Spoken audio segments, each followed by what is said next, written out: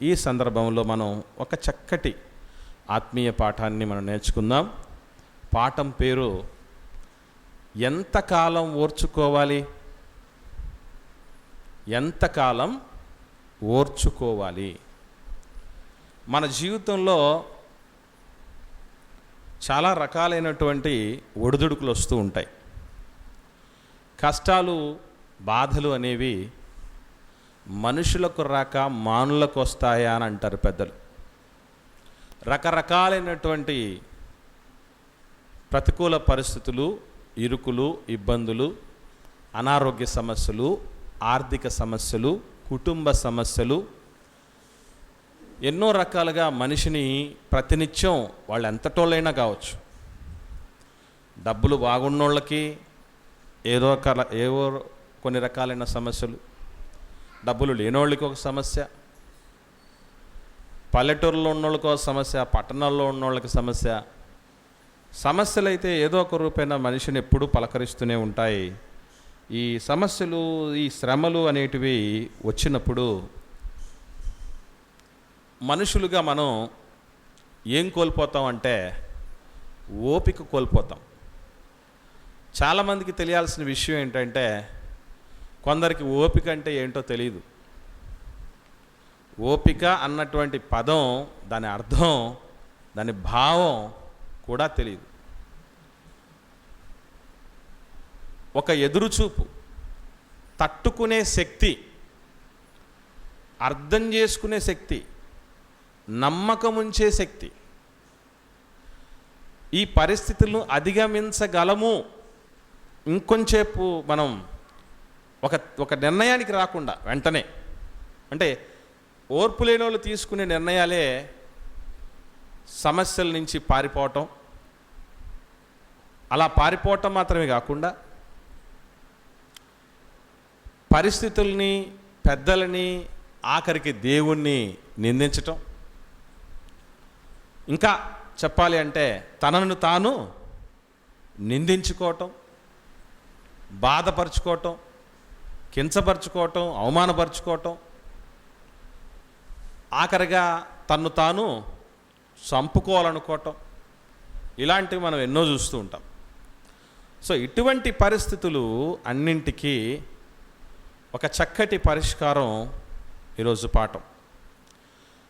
మనిషికి దేవుడు అనేక రకాలైనటువంటి ఉద్వేగాలు ఇచ్చాడు. ఎమోషన్స్ అంటారు వాటిని. నవ్వు, సంతోషం, ఆనందం, ఇదొక ఉద్వేగం. ఏడవటం, విచారపడటం, దుఃఖించటం, ఇదొక ఉద్వేగం. ఓపికతో ఉండటం, అదొక ఉద్వేగం. ఓపిక లేకుండా పోవటం, అదొక ఉద్వేగం. మనిషికి దేవుడిచ్చిన ఉద్వేగాలన్నింటిలోనూ ఒక అత్యద్భుతమైనటువంటి ఉద్వేగమే ఓర్పు. ఓర్చుకోవటం అనేది ఎంత గొప్పదో, ఎంత శ్రేష్టమైందో, ఎంత ఆశీర్వాదకరమైందో, ఎంత దీవెనకరమైందో మనం ఆలోచించగలిగితే, ఇది మనస్కరించుకోగలిగితే చాలామందికి వచ్చేటటువంటి సమస్యలకు వారు మంచి పరిస్థితులు చూడాలి, మంచి రోజులు చూడాలన్న ఆ నిరీక్షణ కోల్పోయే పరిస్థితి రాదు. సొంత ఇల్లు లేని వాళ్ళకి ఎప్పుడు ఆ సొంత ఇల్లు నేను కట్టుకోవాలి అన్నటువంటి ఎదురుచూపు. ఇక నాకు ఓపికలు ఏమి లేవు, ఇక దాని ఏదో ఒక రూపేణా నేను సామధాన భేద దండోపాయాలను ఉపయోగించాలన్నటువంటి రీతిగా ప్రవర్తించేటటువంటి వాళ్ళు. ఎంతకాలం ఈ అప్పులు, ఎంతకాలం భర్తతో సమస్య, ఎంతకాలం భార్యతో సమస్య, ఎంతకాలం అనారోగ్య సమస్య, ఎంతకాలం కుటుంబాల్లో కలహాలు, ఇలా రకరకాలుగా ఎంతకాలం అన్నటువంటి రీతిగా ఆలోచన చేస్తూ ఉంటారు. వీటి విషయంలో పరిష్కారం అనే దాని గురించి ఆలోచనే రానివ్వదు ఓర్పు అనేది లేకపోతే. మొట్టమొదటి విషయం గుర్తుపెట్టుకోవాల్సిన విషయం ఏంటంటే, ఒక సమస్య అనేది వచ్చినప్పుడు, ఒక శ్రమ మనల్ని పలకరించినప్పుడు మనకి ముందుగా ఉండవలసింది ఓపిక. పెద్దలు అంటూ ఉంటారు, ఏమనంటే బావి త్రవ్వగానే నీళ్లు పడవు అని. బావి త్రవ్వగానే నీళ్లు పడవు అనేది సత్యం ప్రియులారా, వాస్తవం. మనం ఎలాంటి వాళ్ళం అంటే ఈరోజు ప్రపంచం రెడీమేడ్ ప్రపంచం. ఈ ప్రపంచం రెడీమేడ్ ప్రపంచం అండి. ఈ రెడీమేడ్ ప్రపంచంలో పరిస్థితులు ఎట్లా ఉంటాయంటే, బట్టలు టైలర్ షాపులో ఇవ్వటం, దానికోసం ఎన్నో రోజులు నిరీక్షించటం, ఇదంతా ఏం బాగాలేదు. రెడీమేడ్ బట్టలు, భోజనం గంటల తరబడి తయారు చేయటం, దానికోసం ఎదురు చూడటం, ఎంతసేపు ఎప్పటికీ అవుతుందని ఎదురు చూడటం వద్దు. రెడీమేడ్ భోజనం. ఈ మధ్యకాలంలో బీచ్లలో మీరు చూసారో లేదో, ఫోటో తీస్తే వెంటనే ఫోటో వస్తుంది. అంటే రెడీమేడ్ ఫోటో. అట్లాంటిదంటే చాలా ఇష్టం మనకి. లేకపోతే ఫోటోలు ఎప్పుడు తీస్తారు, కొందరు ఫోటోగ్రాఫర్స్ ఉంటారు. తమ్ముడు ఉన్నాడు ఫోటోగ్రాఫర్ తమ్ముడు. వాళ్ళు ఫోటోలు తీసి ఆల్బమ్లు కానీ వీడియోలు కానీ చేతికి ఇచ్చేసరికే వాళ్లకు పిల్లలు పుట్టుంటారు. అంతగా ఎదురు చూడాల్సినటువంటి పరిస్థితి. మరికొన్ని సందర్భాల్లోనైతే వాళ్ళ పిల్లలకు పెళ్ళిడు కూడా వచ్చేసి ఉంటుంది, వాళ్ళ పెళ్లి ఫోటోలు ఇవ్వాలంటే. అంతగా నిరీక్షించే పరిస్థితులు ఈరోజు మనిషికి చాలా కొరవడ్డాయి కదా. ఏదో సినిమాల్లో జరిగినట్టుగా ఒకటే పాటలో మనిషి పుట్టేస్తాడు, పెరిగేస్తాడు, ఉద్యోగం చేసేస్తాడు, పెళ్లి చేసుకుంటాడు, పిల్లలుగా అంటాడు, ముచ్చుడైపోతాడు, ఇదో బాగుంది కదా అన్నట్టుగా. ఇలా ఓపిక అనేది నశించినటువంటి రోజుల్లో మనం ఉన్నాం. ఎవరికైనా ఓపికలు కనపడుతున్నాయి, చిన్నపిల్లలకు కానీ పెద్దలకు కానీ ఎవరికైనా, ముసలోళ్ళకి కానీ మొత్తకోళ్ళకి కానీ, ఎవరికి ఓపికలు లేవు. ఎవరికి సహనం అనేది ఉండదు, ఓర్చుకోవటం అనేది అసలు ఉండదు. అంతా పటపట టపటప అయిపోవాలి. ఏది షో మంత్రకాలే అంటే క్షణాల్లో పరిస్థితులు మారిపోతాయే, అట్లా జరగాలని ఆలోచన చేస్తూ ఉంటారు మనం. కాబట్టి అటువంటి పరిస్థితి మనకు రాకుండా మనము జాగ్రత్త పడాల్సినటువంటి పరిస్థితి ఉన్నది. ఇలా జాగ్రత్త పడిచే క్రమంలో ఓర్పు అన్నది ఎంత శ్రేష్టమైనదో, ఎంత మంచిదో అనేటువంటి విషయాలు దేవుడు మాట్లాడుతూ, మొదటిగా పాత నిబంధనలో ప్రసంగి గ్రంథము 10వ అధ్యాయము 4వ వచనములో రాయబడినటువంటి మాటను మనం చూడగలిగితే, ప్రసంగి గ్రంథము 10వ అధ్యాయము 4వ వచనంలో, ఏలువాడు నీ మీద కోపపడిన ఎడల నీ ఉద్యోగము నుండి నీవు తొలగిపోకుము, ఓర్పు గొప్ప ద్రోహకార్యములు జరగకుండా చేయును. చాలామందికి చేసే ఉద్యోగంలో, చేసే పనిలో పెద్దోళ్ళు ఎవరన్నా పనిలో పెట్టుకున్నోళ్ళు, ఉద్యోగం ఇచ్చినోడు ఏమన్నా మాట్లాడారు అనుకోండి, అస్సలు ఒప్పుకోరు. అరే నన్ను అంటాడా వాడు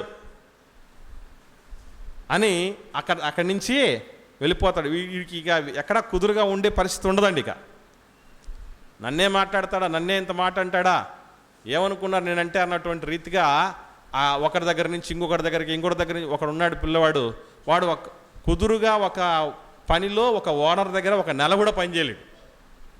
అంటే వాడు అంత గొప్ప ఓపిక పరుడు అన్నమాట కదండి. ఇంకొందరు ఉంటారు, భర్తతో కానీ భార్యతో కానీ కుదురుగా కాపురం చేయలేరు.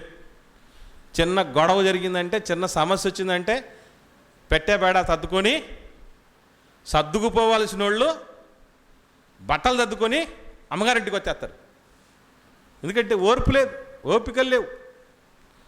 ఓర్పు అనేది ఏం చేస్తుందట, గొప్ప ద్రోహ కార్యాలు జరగకుండా చేస్తుందట. ఓర్పు కాస్త ఓర్చుకొని ఉంటే సరిపోయేది అన్నటువంటి ఆలోచనలు ఎన్నోసార్లు నష్టం జరిగిన తర్వాత మనం బాధపడతాం. అవునా కాదు చెప్పండి. అరే ఇంకొన్ని రోజులు ఓర్చుకొని ఉంటే ఎంత బాగుండేది అన్నటువంటి రీతిగా. ఒకసారి ఒక యథార్థమైనటువంటి సంఘటన జరిగింది పిల్లలు. అదేంటంటే, ఉద్యోగం కోసం ఒక యవనస్తుడు రాస్తూనే ఉన్నాడు, ఎగ్జామ్స్ రాస్తూనే ఉన్నాడు. ఆయనకు వయసు కూడా అయిపోవచ్చింది. ఇక మామూలుగా అయితే 42 సంవత్సరాలని చివరి వయసు చెప్తారు కదా, ఆ వయసు కూడా అయిపోవచ్చింది. ఇంకా ఇంటర్వ్యూలో తనకంటే ముందు వ్యక్తి వరకు ఇంటర్వ్యూ వచ్చేసింది, కాల్ లెటర్స్ వచ్చాయి, ఉద్యోగాన్ని మీకు ఇచ్చేస్తామని. తన వరకు రాలే, తన ముందు వ్యక్తి వరకు వచ్చేసాయి. ఇక ఈ మనిషి ఏం చేశాడంటే, పోయి ఉరిపెట్టుకున్నాడు, ఇంకా నాకు చేసేది ఏం లేదు అని. అంటే ఉద్యోగం దొరక్కపోతే బతకలేమా ఈ లోకంలో? ఉద్యోగం ఒకటైనా శరణ్యం, ఎంతమందికి ఉద్యోగాలు ఉన్నాయండి? అలాగైతే భార్యను కాపురానికి పిలిస్తే కాపురానికి రాకపోతే ఏం చేస్తారు? వెళ్ళి రైలు పట్టాల మీద శవాలై తేలే వాళ్ళు ఉన్నారు. భర్త కాపురానికి పిలుచుకోకపోతే, పట్టించుకోకపోతే, సరిగా చూసుకోలేకపోతే ఆయన్ను వదిలేసేటటువంటి పరిస్థితి లేదా ఉరిపెట్టుకునే పరిస్థితులు మనం చూస్తూ ఉన్నాం. ఇవన్నీ మనం గమనించగలిగితే అక్కడ ఆ మనిషి చనిపోయిన తర్వాత మరుసటి రోజు కాల్ లెటర్ వచ్చింది అతని ఇంటికి.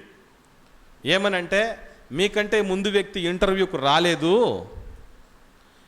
మీకు మీ ఛాన్స్ వచ్చింది, రండి అని. అంటే ఒక్కరోజు ఆగింటే, ఇంతకాలం ఆగినాడు, ఒక్కరోజు ఆగింటే ఎంత బాగుండేది నా జీవితం. ఈలోపే చచ్చిపోయాడు.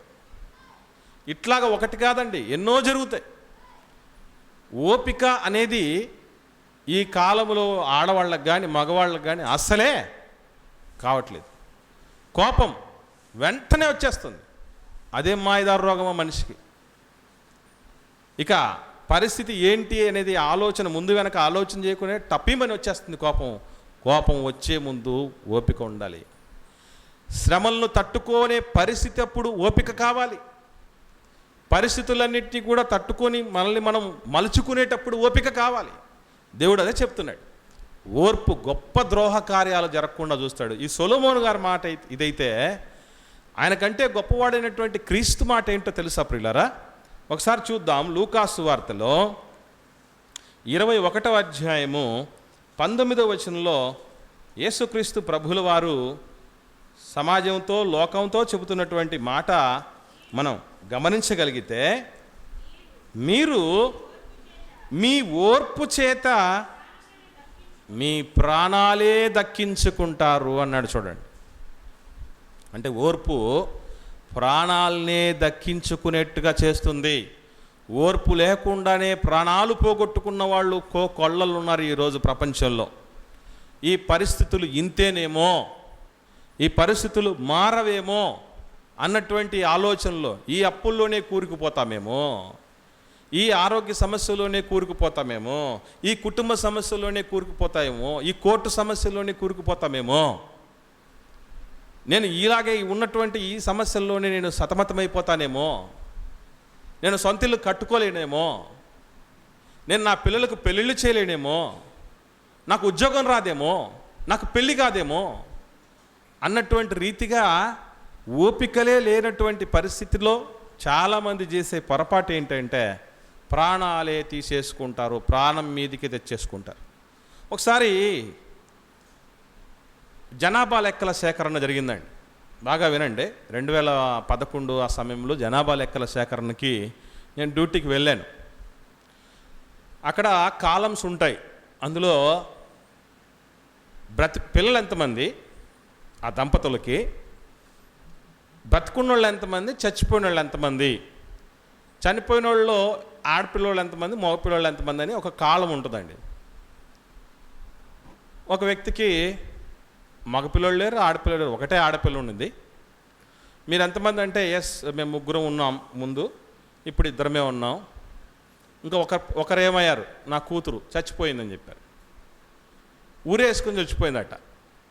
నేను అడిగాను, ఉండబట్టలేదు, ఒక్కగానొక కూతురు కదా, ఎందుకు అని అడిగానండి. అడిగితే వాళ్ళు చెప్పిన మాట ఏంటో తెలుసా? నాకు చాలా బాధ వేసింది ఆ మాట విన్న తర్వాత. ఏమనంటే, ఆ అమ్మాయికి పళ్ళు ఎత్తుగా ఉన్నాయట. ఎత్తుపళ్ళ పిల్ల అని అంటూ ఉంటే అందరూ, ఊర్లో ఉండేవాళ్ళు అందరూ నన్ను ఈ మాట అంటారు, నన్ను అవమానపరుస్తారని చెప్పి పోయి చచ్చిపోయిందట. ఏమండి, పళ్ళు ఎత్తుంటే ప్రాబ్లమా? పొట్టిగా ఉంటే పొట్టోడా పొట్టిదానా అంటే బాధపడతారు, కర్రోడా కరిదానా అంటే బాధపడతారు. ఓపికలు ఏమి ఉండవు ఇక. ఏమండి, మీరు గమనించండి. అంటే కొందరు మనుషుల పరిస్థితులు ఎట్లా అంటే, ఇది ఫ్యాక్ట్, జరిగిన విషయం చెప్తున్నా మీకు. ఎందుకు ఆ పరిస్థితి?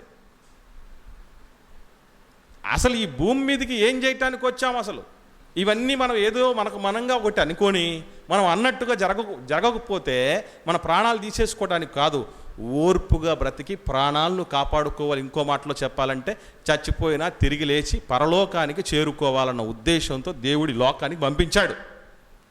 ఇది తెలియకుండా ఉంటే మాత్రం ఇదిగో ఈ సమస్యల్లో కుళ్ళిపోతూ ఒకరోజు సమాధికి చేరిపోతాం తప్ప ఏది సాధించలేమో. ఇది మనం గుర్తుపెట్టుకోవాలి. యేసు ప్రభు చెప్పిన మాట ఏంటి? ఓపిక కలిగి ఉండాలి. ఆ ఓర్పు చేత ప్రాణాలే దక్కించుకోగలమట మనం. ఇప్పటికీ మన జీవితంలో చూడండి, చాలా చాలా మంచి మంచి సంబంధాలు, మంచి అనుబంధాలు, మంచి అవకాశాలు, ఆ ఓపిక, ఆ ఓర్చుకోవటం, అవి లేకపోవటం వల్లే, ఆ ఓర్పు లేకపోవటం వల్లే మనం పోగొట్టుకొని ఉంటాం. కాస్తాగి ఉంటే నోరు జారేసేవాళ్ళు చాలామంది. నోటి దూల అంటారే, ఆ నోటి దూలతో చాలా సంబంధాలను విచ్ఛిన్నం చేసుకునే వాళ్ళు చాలామంది. ఓపికే ఉండదండి. మాట మాట్లాడే ముందు ఓపిక ఉండదు, చెయ్యి ఎత్తే ముందు ఓపిక ఉండదు, ఒక పని చేసే ముందు ఓపిక ఉండదు. ఓపిక లేని ప్రపంచం కదా. చూద్దాం ఏ ఏ విషయాల్లో మనం ఓపిక కలిగి ఉండాలో పౌలు గారు మనకు చక్కగా నేర్పుతూ చెప్తున్నటువంటి ఒక చక్కటి మాట మీరు గమనించగలిగితే ప్రియులారా, అపోస్తలుడైనటువంటి పౌలు గారు కొరింథీయులకు రాసిన 2వ పత్రిక 6వ అధ్యాయము 5వ వచనాన్ని చూద్దాం. 5వ వచనం, దెబ్బల యందును చెరసాలలోను అల్లర్లలోను ప్రయాసములలోను జాగరణములలోను ఉపవాసములలోను మిగుల ఓర్పు గలవారమై. మిగిలిపోవాలట. ఏమిటి మిగిలేది? మిగిలాల్సింది ఏంటండి?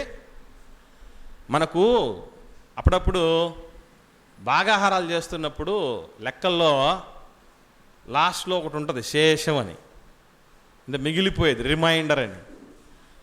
ఏం మిగలాలి మన జీవితంలో అంటే ఓపిక మిగలాలి. మనకి ఏం మిగిలిపోతుంది చెప్పంటారా? నష్టం మిగులుతుంది, నాశనం మిగులుతుంది, కోపం మిగిలిపోతుంది, దుర్మార్గం మిగిలిపోతుంది, భక్తిహీనత మిగిలిపోతుంది తప్ప మిగుల ఓర్పు ఎక్కడ ఉంటుందండి? అసలు ఇట్లాంటి వాటిలో అసలే ఓర్పు ఉండదు. దెబ్బలు కొట్టారనుకోండి, పొరపాటున ఎవరన్నా పెద్దోళ్ళు దెబ్బలు కొట్టారనుకోండి, అడ్డం పట్టుకున్న వాళ్ళు చాలామంది ఉంటారు తెలుసండి. పిల్లోళ్ళు, టీచర్లను కూడా రండి. మా అమ్మ, నేను అడిగాను, అమ్మ ఆమె 2వ తరగతి వరకు చదివి ఆపేసింది చదువు. ఎందుకమ్మా నువ్వు 2వ తరగతి దాకా చదువు ఎక్కువైందా 2వ తరగతిలోకే అని నేను అడిగితే, ఆమెట టీచర్ని రాయి పెట్టి కొట్టిందట 2వ తరగతిలోనే. ఎందుకు అని అంటే, సారు కొట్టాడట, బెత్తం ఎత్తాడు, మీదికి బెత్తం ఎత్తితే నన్నే కొడతావని చెప్పేసి వెళ్ళి రాయి పెట్టి కొట్టిందట. ఇంకా ఆ తర్వాత నుంచి నేను పోను బడికి. నష్టం ఎవరికి వచ్చింది? ఎవరికి వచ్చిందంటే ఆమెకే వచ్చింది. ఆ తర్వాత నుంచి ఎప్పుడూ నిశానీనే, అంతా వేలిముద్రే. ఎక్కడైనా సరే ఎంత జీతం సంపాదిస్తున్నా, ఎంత సంపాదన వస్తున్నా, మా నాన్నగారు ఎక్కడైతే వేలుముద్ర ఏమంటే అక్కడ వేస్తారు. వాళ్ళ తర్వాత మేము ఎక్కడ వేలుముద్ర ఏమంటే అక్కడ వేసేస్తాం. ఇంకా నయం పేదది కాబట్టి, పేదరికంలో ఉన్నది కాబట్టి సరిపోయింది. బాగా డబ్బులు ఉన్న విషయాలు అనుకోండి, వేలుముద్ర ఇచ్చి సరిపోయింది, అయిపోయింది అంతా కదా. ఎక్కడుండాలి తెలుసండి ఓపిక? అక్కడ చెప్తున్నటువంటి మాట చూడండి, దెబ్బల్లో, చెరసాల్లో, అల్లర్లలో, ప్రయాసాల్లో, జాగరణల్లో, ఉపవాసాల్లో ఓపిక. అంటే తిండి దొరకని రోజులు వస్తాయి, ఓపిక ఉండాలి. దెబ్బల మీద దెబ్బలు పడే రోజులు వస్తాయి, ఓపిక ఉండాలి. ఓపిక ఉండాలి. జాగరణాలు పడే అంటే నిద్రలు మేలుకునే రోజులు వస్తాయి, అప్పుడు మనం ఓపిక ఉండాలట. ఇవన్నీ లేకపోతే మన ప్రాణాలను మనం దక్కించుకోలేము. గొప్ప ద్రోహ కార్యాలు మన జీవితంలో జరుగుతాయి, జరగక తప్పవు. ఒకసారి యేసు ప్రభు గురించి చెప్తే మీకు పెద్దగా, యేసు ప్రభు దేవుని కుమారుడు కదండి, ఆయనకు మనకు పోలిక, ఆయన ఎంత గొప్పోడు అన్నటువంటి ఆలోచన చేస్తారు. అందుకే ఒక మంచి వ్యక్తిని మీ ముందు ఉంచాలని ఆశపడుతూ ఉన్నాను. ఆయన ఎవరో, ఎలా ఉన్నాడో ఒకసారి మనం చూద్దాం. హెబ్రీయులకు రాసిన పత్రిక అపోస్తలుడైన పౌలు గారు 6వ అధ్యాయము 13, 14, 15 వచనాలు చూద్దాం.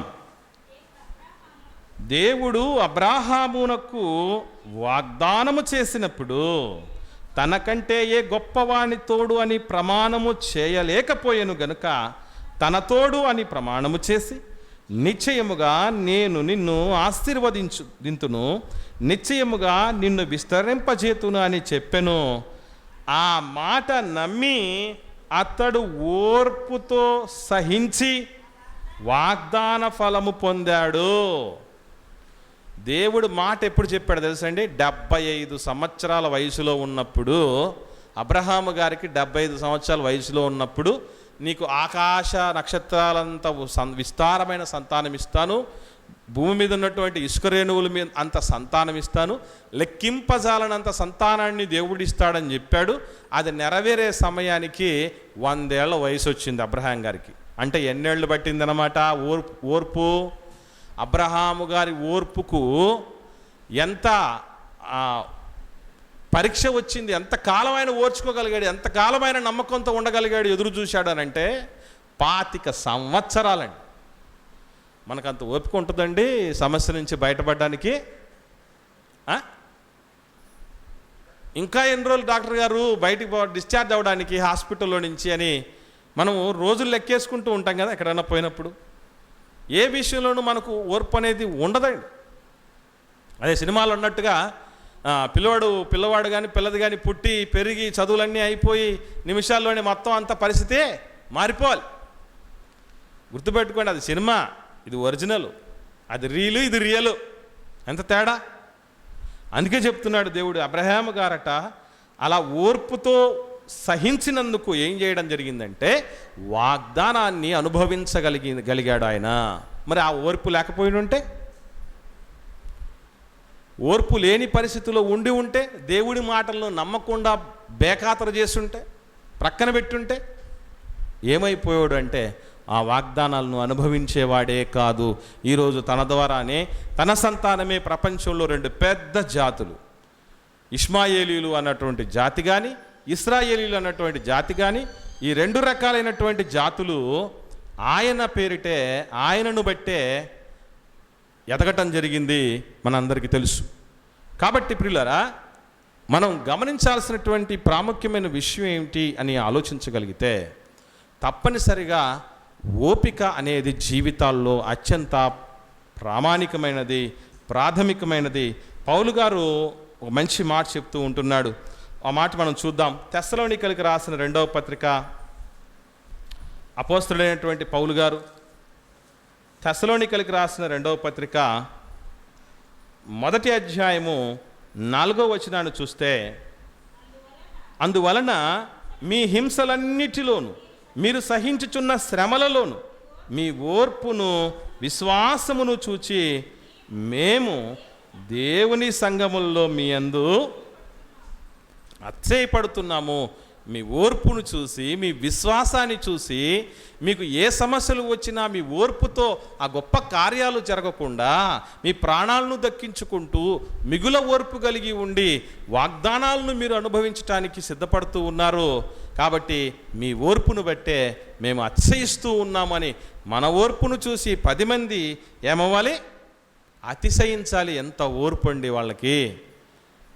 వాళ్ళు దేవుడి మీద ఆనుకొని ఎంత ఓపికతో పరిస్థితులన్నింటి కోసం తట్టుకుంటూనే నిలబడ్డారండి. ఒకానొక సమయానికి ఆఖరిగా మంచి కన్నీళ్లు విడుచుచు విత్తువాడు సంతోషముతో పంట కోస్తాడు అని రాయబడింది. ఆ ఓపిక, ఆ ఆశ చూడండి. ఆ ఆశ, ఆ ఓపిక ఖచ్చితంగా మనకు ఉండాలి. ఆఖరిగా 3వ అధ్యాయం కూడా చూద్దాం. ఇదే తెస్సలోనికలకు రాసిన 2వ పత్రిక 3వ అధ్యాయంలో 5వ వచనం చూద్దాం ప్రియులారా. దేవుని యందలి ప్రేమయు క్రీస్తు చూపిన ఓర్పును మీకు కలుగునట్లు ప్రభువు మీ హృదయములను ప్రేరేపించుగాక. క్రీస్తు ఓర్పు, ఎంత ఓర్పు కలిగి ఉన్నాడండి! సృష్టికర్త మీద ఉమ్మేస్తూ ఉంటే ఓపికతో ఓర్చుకున్నాడండి ఆయన. 3 లోకాల్లోకి అధికారి ఊరుకనే కాలేదు ఆయన. మనం ఎలాంటి వాళ్ళని తెలుసా? ఎవడో పొరపాటున పక్కోడు ఎవడో ఒకడు మన పక్కన అలాగ ఊసాడు అనుకోండి, వీడు నన్ను చూసే ఊసాడు అనుకోండి, వాడి మీదకి పోతాం కదా. ఆలోచన చేయండి. ఓపిక లేని వాళ్ళం మీదే డైరెక్ట్గా వచ్చి ఊసేసిన ఆయన్ని బట్టతో కప్పి పిడిగుద్దులు గుద్దిన కొరడాలతో హింసించినా, శిలువ దండన వేసినా కూడా ఓపికతో సహించాడు కనుక అట్లాంటి ఆయన్ను చూడండి. ఏదన్నా కష్టాలు వచ్చినప్పుడు, ప్రతికూలతలు వచ్చినప్పుడు ప్రభువుకు వచ్చినటువంటి ఆ వేదనలతో, ఆ బాధలతో పోలిస్తే నాకు వచ్చిన కష్టం ఎంత, నాకున్న బాధ ఎంత అనేది అనుకోవాలి, అర్థం అవ్వాలి మనకి. కాబట్టి ప్రియులారా, ఓర్పు ఎంతకాలం అనంటే వాగ్దానము మన జీవితాల్లో పొందుకున్నంతకాలం. వాగ్దానం ఏమిటి మనందరికీ అంటే పరలోకం. పరలోకం మనకు దక్కుతుంది అన్నంత వరకు ఓపిక ఉండగలగాలి మనకు. దేవుళ్ళో విశ్వాస జీవితంలో 10 మంది స్ఫూర్తి పొంది అతిశయించేంత వరకు ఓపిక ఉండాలి మనకి. దేవుడు మనకు తగిన కాలమందు మనల్ని హెచ్చించినట్లు ఆయన బలిష్టమైన రెక్కల క్రింద దీనమనస్కులై ఉండాలి. మనల్ని హెచ్చించేంత వరకు, మనకు సమస్యల నుంచి బయటపడేంత వరకు ఓపిక ఉండాలి. అది చాలా మంచిది. గొప్ప ద్రోహకార్యాలు జరగకుండా చూస్తుంది, అలాగే మన ప్రాణాలు దక్కేటట్టు చేస్తుంది. మిగుల ఓర్పు కలిగినటువంటి వాళ్ళకి వాగ్దాన ఫలము లభిస్తుంది గనుక ఓపిక లేని వాళ్ళకి ఇవన్నీ జరగకుండా నష్టము, నాశనమే తెచ్చుకుంటారు.